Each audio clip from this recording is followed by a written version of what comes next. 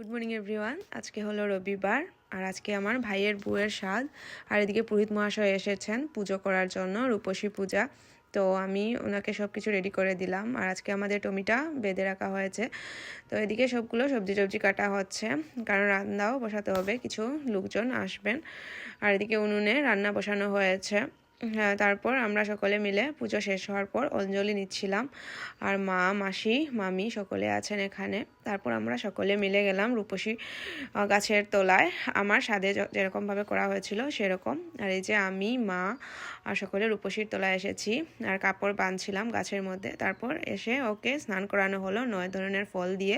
আর আমি এদিকে পরিবেশন করছি, কারণ পরিবেশন করার কেউ পাচ্ছিলাম না। তারপর আমাদের বউকে খাবার দেওয়া হলো। তো সন্ধ্যার সময় আমাদের কিছু রিচুয়ালস আছে, তো সেগুলো করা হচ্ছে। ওকে আশীর্বাদ করা হলো, তারপর কিছু কাপড় টাপড় দেওয়া হলো। আর এই যে দেখো আমার সোনা আমার মামির কোলে।